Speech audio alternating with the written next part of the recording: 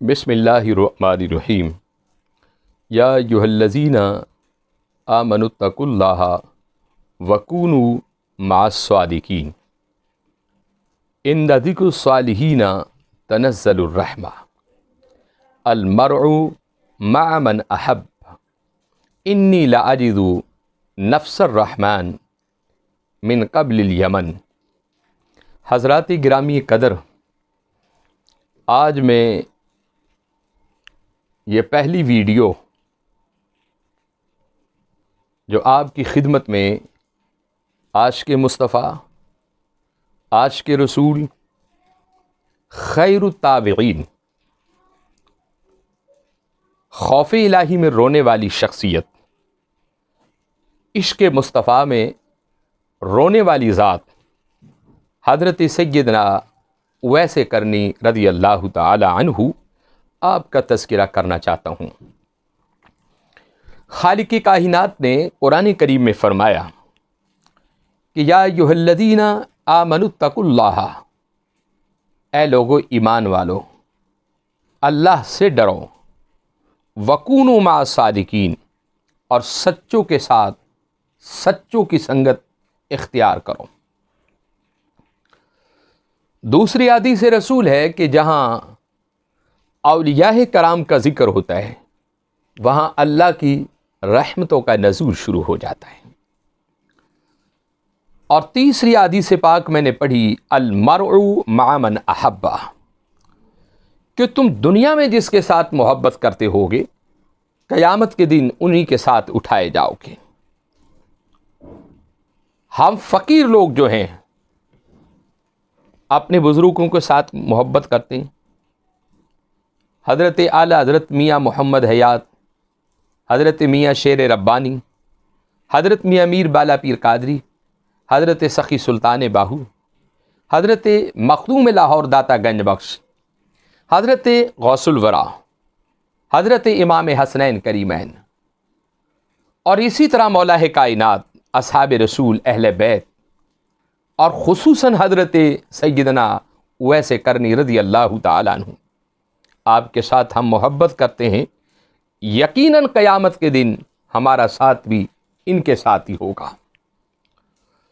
اور حضرت اویس کرنی رضی اللہ تعالیٰ عنہ، آپ کو علم ہے کہ آقا علیہ السلام ہمیشہ اپنی قمیص کا بٹن کھولتے اور شہر یمن کی طرف رخ کرتے، کیا فرماتے کہ انی لاجد نفس الرحمن، بے شک مجھے اپنے رحمان کی خوشبو آ رہی ہے شہر یمن کی طرف سے۔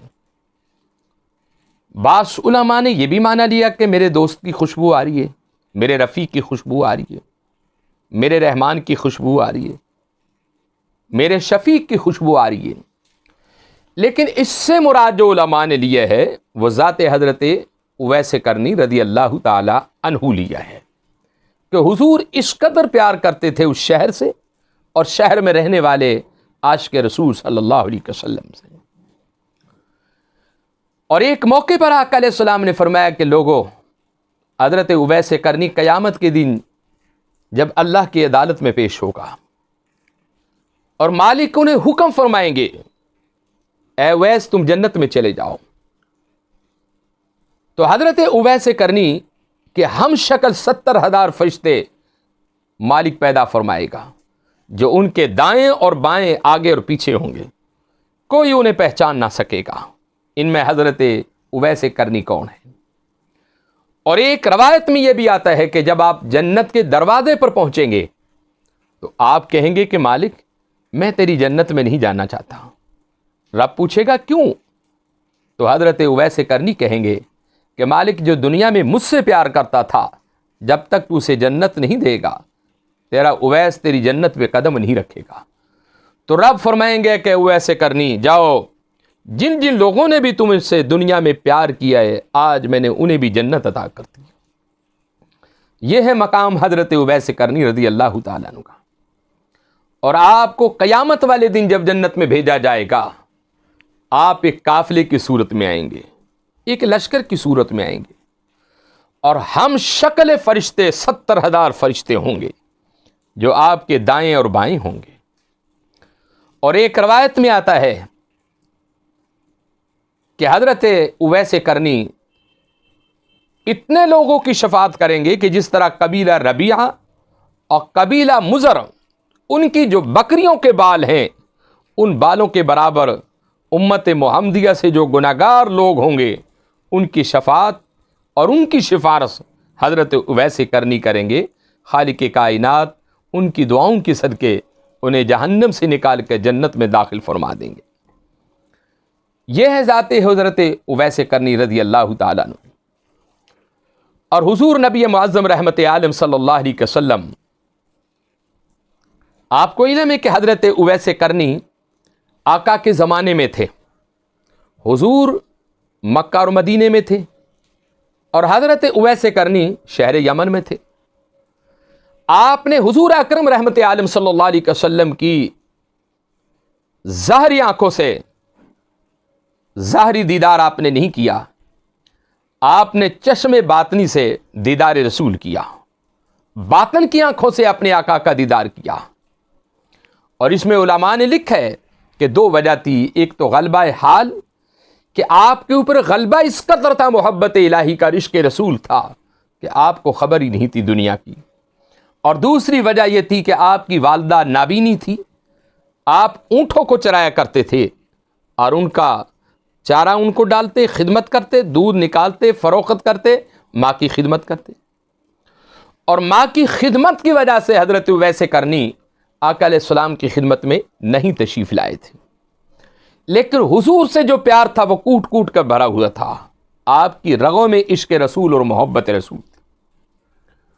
اور حضرت اویس کرنی رضی اللہ تعالیٰ عنہ آپ کا ایک مرتبہ تذکرہ ہوا،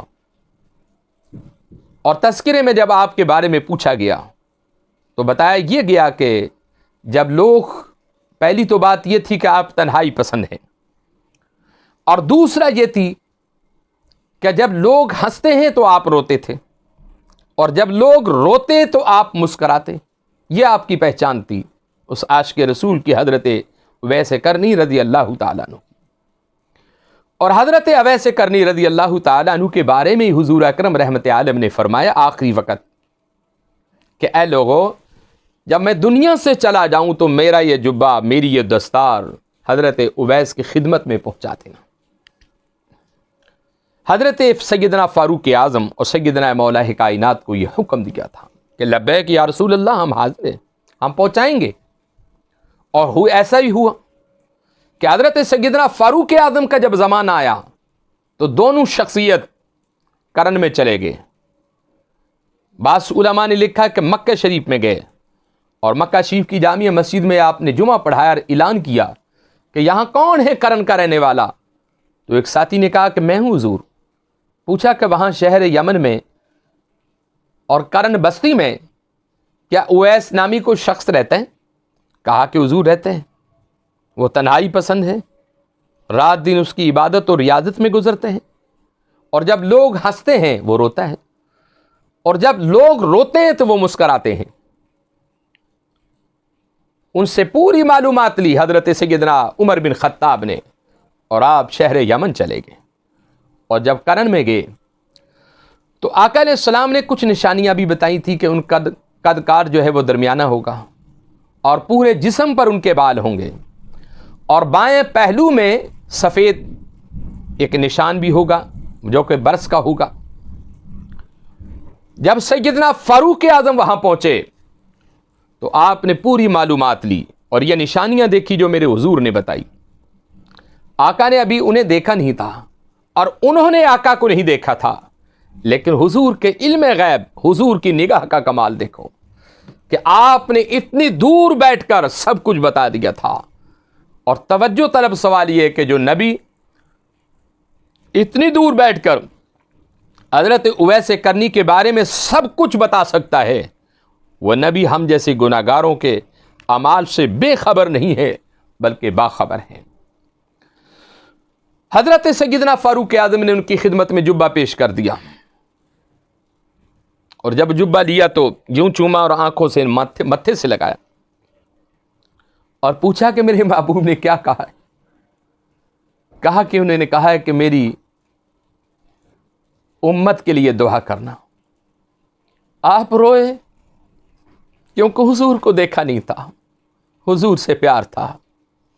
میرے مصطفیٰ کے جلوے دور سے سنے تھے, قریب سے نہیں دیکھے. میرے مصطفیٰ کا والضحیٰ کا چہرہ سامنے سے نہیں دیکھا, ظاہری آنکھوں سے نہیں دیکھا, باطنی آنکھوں سے دیکھا. آپ بہت روئے. آقا میں تیرا احسان کیسے بھلا سکتا ہوں؟ کیا تو نے مجھے اس لائق اور قابل سمجھا کہ میں آپ کی امت کے لیے دعا کر سکوں؟ حضرت اویس کرنی نے اصحاب رسول کی خدمت کی اور کہا کہ چلو ایک بات بتاؤں, میرے حضور کا دندان مبارک کون سا شہید ہوا تھا؟ سامنے والا تھا, اوپر والا تھا, نیچے والا تھا, دائیں تھا, بائیں تھا؟ اصحاب رسول نے کچھ بتایا, لیکن حضرت سیدنا اویس کرنی کی محبت اور عشق رسول دیکھو, کمال کا عشق تھا, کمال کی محبت تھی حضور کے ساتھ. آپ نے اپنے 2 دانت توڑ دیے. پھر سوچا کہ نہ جانے کو حضور کا اوپر والے دانت شہید ہوئے یا نیچے والے, آپ نے نیچے والے بھی شہید کرتے. پھر سوچا کہ پتنی دائیں سے تھا بائیں تھا. القصہ کہ آپ نے پورے 32 کے 32 جو دندان مبارک تھے ان تمام کو توڑ دیا اور توڑ کر سامنے رکھ دیا. یہ تھا عشق مصطفیٰ, یہ تھی محبت مصطفیٰ, اور یہ تھی کمال درجے کی محبت حضور کے ساتھ. حضرت اویس کرنی رضی اللہ تعالیٰ عنہ نے, آپ نے تمام جو دانت تھے وہ ہم محبت رسول, عشق رسول, الفت رسول میں شہید کر دیے تھے. یہ تھا میرے آقا سے عشق اور یہ تھا میرے آقا سے محبت. حضرت اویس کرنی رضی اللہ تعالیٰ عنہ. خدا ہمیں بھی ایسی محبت عطا کرتے ہیں. اور پھر آپ نے امت محمدیہ کے لیے دعا کی, کہا کہ مولا میں تو یہ جبہ اس وقت تک نہیں پہنوں گا جب تک میرے حبیب کی امت کے گناہ معاف نہ کر دے. آواز آتی ہے کہ 70,000 کو معافی دے دی. پھر مانگی دعا 70,000 کو معافی. القصہ کی قیامت کی صبح تک امت محمدیہ کے لیے آپ دعا کرتے رہیں گے. حضرت عمر کی خواہش تھی کہ آپ کچھ وصیت کریں. حضرت اویس کرنی, حضرت فاروق اعظم کون تھے؟ امیر المومنین تھے. آپ آقا علیہ السلام کے سسر بھی تھے, خلیفہ دوم تھے, اصحاب رسول تھے, اور حضرت اویس کرنی تابعین میں سے تھے. تو حضرت سیدنا فاروق اعظم کی خواہش تھی کہ آج کوئی وصیت کی جائے. تو حضرت اویس کرنی نے بڑا ایک اہم سوال کر دیا, سننے والا ہے. کہا کہ عمر تم خدا شناس ہو؟ کہا کہ اے عمر تم خدا شناس ہو؟ جی حضور. فرمایا جے تم خدا شناس ہو, خدا کے علاوہ اور کسی کو مت پہچاننا. دوسرا سوال یہ تھا, کیا تمہیں اللہ نے پہچانا ہے عمر؟ حضرت اویس کرنی کا دوسرا سوال یہ تھا کہ کیا تمہیں اللہ نے پہچانا ہے یا پہچانتا ہے؟ جواب دیا کہ جی حضور. فرمایا کہ پھر تم خدا کے علاوہ کسی کو نہ پہچاننا. یہ سیدنا اویس کرنی رضی اللہ تعالیٰ عنہ کی وصیت تھی. پہلی وصیت کہ عمر تم کیا خدا شناس ہو؟ کہا کہ حضور ہاں. فرمایا کہ پھر خدا کے علاوہ کسی کو نہ پہچاننا. یہ عمر کو کہا, سیدنا فاروق اعظم کو کہا.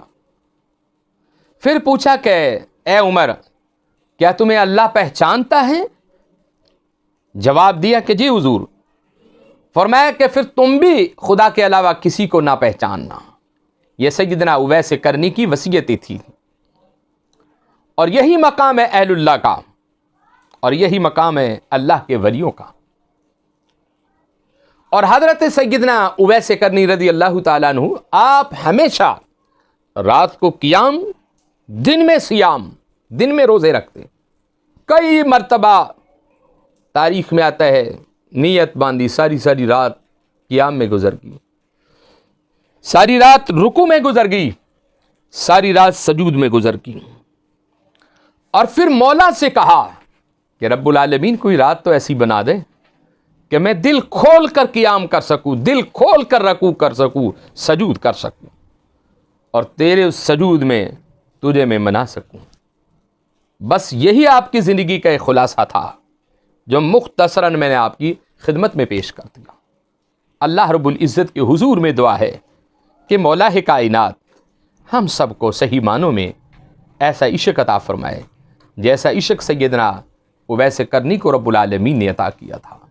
آخر کوئی تو وجہ تھی نا کہ جن سے حضور غائبانہ اتنا پیار کرتے تھے، اور کیوں پیار کرتے تھے، اور پھر آپ نے اپنی والدہ کی خدمت کو چھوڑ کر رسول اللہ کی خدمت میں نہیں آئے تھے۔ اللہ رب العزت میری اور آپ کی حاضری قبول فرمائے۔